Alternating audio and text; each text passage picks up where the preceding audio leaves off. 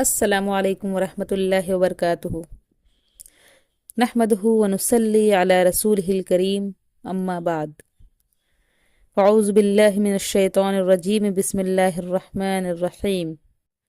تمام تعریف اللہ کے لیے ہے جو اس سے ڈرنے اور لو لگانے والے بندوں کو اپنے حفظ و امان میں رکھتا اور احکام بجا لانے والے بندوں کو نعیم جنت سے سرفراز فرماتا ہے۔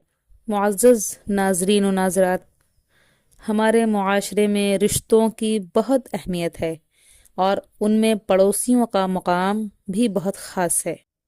اسلام نے پڑوسیوں کے حقوق کو اتنی اہمیت دی کہ نبی کریم صلی اللہ علیہ وسلم نے فرمایا کہ حضرت جبرائیل علیہ السلام پڑوسیوں کے حق میں اتنی تاکید کرتے رہے کہ مجھے خیال ہوا کہ کہیں انہیں وراثت کا حصے دار نہ بنا دیا جائے۔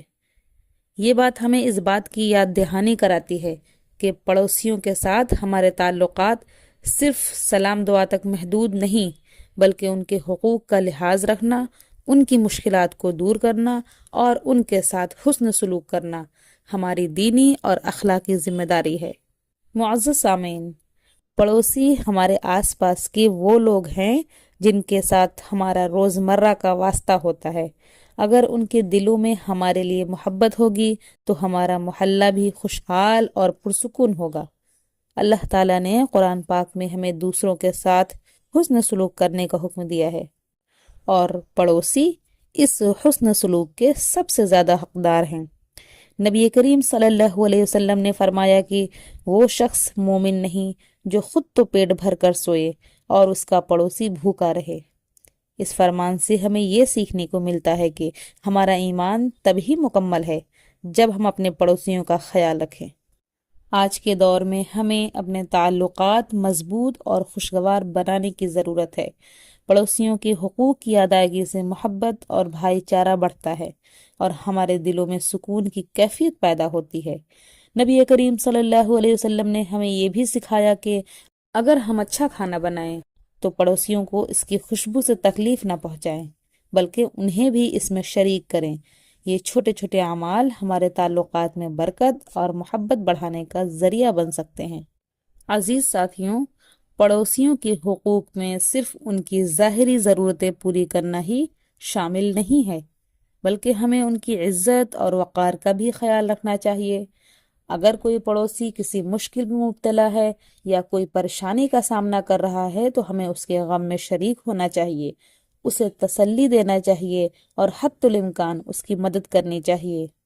حضرت علی رضی اللہ عنہ فرماتے ہیں کہ اچھے پڑوسی وہ ہوتے ہیں جو اپنی پڑوسی کی خوشی میں خوش اور غم میں شریک ہوتے ہیں۔ اس طرح کا حسن سلوک اسلامی معاشرے کو محبت، امن اور بھائی چارے کا گہوارہ بناتا ہے۔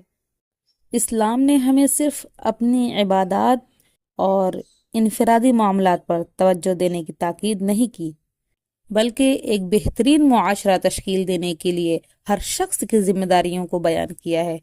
جب ہم اپنے پڑوسیوں کا خیال رکھیں گے، ان کے حقوق ادا کریں گے اور ایک دوسرے کا ہاتھ بٹائیں گے تو یہ ہمارے معاشرے میں مثبت اثرات ڈالے گا۔ نبی کریم صلی اللہ علیہ وسلم نے فرمایا، تم میں سے بہترین وہ ہے جس کا کردار اپنے پڑوسیوں کے لیے بہترین ہو۔ یہ حدیث ہمیں یاد دلاتی ہے کہ ہماری اخلاقی اور سماجی ذمہ داری ہے کہ ہم اپنے پڑوسیوں کے لیے باعث خیر بنیں اور ان کے لیے سکون کا ذریعہ بنیں۔ عزیز ساتھیوں، ہمیں یاد رکھنا چاہیے کہ جس طرح ہم اپنے گھر والوں کی خوشیوں اور غموں میں شامل ہوتے ہیں، ویسے ہی ہمارے پڑوسی بھی ہماری زندگی کا حصہ ہیں۔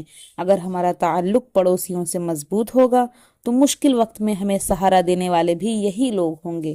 ہمیں چاہیے کہ ان کے ساتھ خندہ پیشانی سے پیش آئیں، چھوٹے چھوٹے معاملات میں درگزر کریں اور ان کی مدد کے لیے ہمیشہ تیار رہیں۔ اس میں نہ صرف ہماری کامیابی ہے بلکہ اسلامی معاشرت کی حقیقی روح بھی یہی ہے۔ دینی بہنوں اور بھائیوں، پڑوسی کو اذیت و تکلیف پہنچانا ایک حرام فعل ہے، بے وفائی کی دلیل اور بد اخلاقی اور نقص ایمان کی نشانی ہے۔ پڑوسیوں کی حق تلفی شریفوں اور مومنوں کا شیوا نہیں، بلکہ یہ رسول اللہ صلی اللہ علیہ وسلم کی سنت و ہدایت کے معارض اور ان صحابہ کرام رضوان اللہ علیہم اجمعین کے سیرت و کردار کے مخالف ہے جو اپنے مہمانوں اور ہمسایوں کو اپنے اوپر ترجیح دیتے تھے، ان کے نفع بخش امور میں ان کی مدد کرتے اور ان سے تکلیف و اذیت دور کرتے تھے، اپنی خیر و منفعت پڑوسیوں کے لیے قربان کر دیتے اور اپنی طرف سے ان کو کوئی تکلیف نہیں ہونے دیتے تھے۔ کسی پڑوسی کی جانب سے اگر کوئی نامناسب بات ہو جاتی تو صبر و تحمل سے کام لیتے، اور اگر حسن سلوک ملتا تو اس پر ان کے شکر گزار ہوتے تھے۔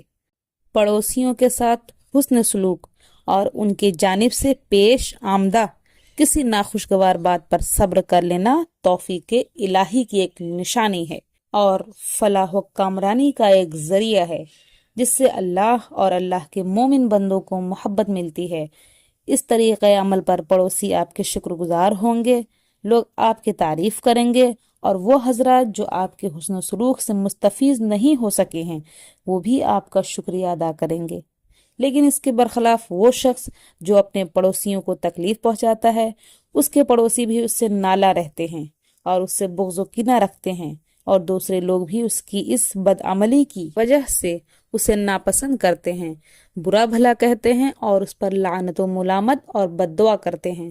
پڑوسیوں کے حقوق یہ ہیں کہ اس کو تکلیف سے بچایا جائے، اس کے ساتھ سخاوت و فیاضی کی جائے، نرمی برتی جائے، اس کے ساتھ بھلائی اور حسن سلوک کیا جائے، اس کی خوشی میں شریک رہا جائے اور مصیبت میں تسلی دی جائے، بیمار ہو تو عیادت کی جائے، دعوت دے تو قبول کی جائے، مہربانی کا برتاؤ کیا جائے تو نرم گفتاری، خندہ پیشانی اور حسب استطاعت مال و منصب اور زبان کے ذریعے مدد کر کے ہر چھوٹے بڑے کے ساتھ احسان کیا جائے، اور خود اپنی طرف سے بھی اسے کوئی تکلیف نہ پہنچائی جائے، کیونکہ اپنے ہمسایوں کو تکلیف و اذیت دینا عذاب جہنم کا ایک سبب ہے۔ بعض روایت میں ہے کہ نبی کریم صلی اللہ علیہ وسلم سے ذکر کیا گیا کہ فلاں عورت دن میں روزہ رکھتی اور رات میں تہجد پڑھتی ہے مگر اپنے پڑوسیوں کو اذیت دیتی ہے، آپ نے فرمایا وہ عورت جہنمی ہے۔ ہمارے اسلامی بھائیوں اور بہنوں، لہٰذا اللہ کا تقوی اختیار کرو اور اس دن سے ڈرو جس میں تم اللہ کی طرف لوٹائے جاؤ گے، پھر ہر ایک جان کو اس کی کمائی کا پورا بدلہ ملے گا اور ان کا کسی طرح نقصان نہ ہوگا۔ اللہ ہمیں توفیق عطا فرمائے کہ ہم اپنے پڑوسیوں کے حقوق کو سمجھیں اور انہیں بخوبی ادا کر سکیں۔ آمین۔ السلام علیکم۔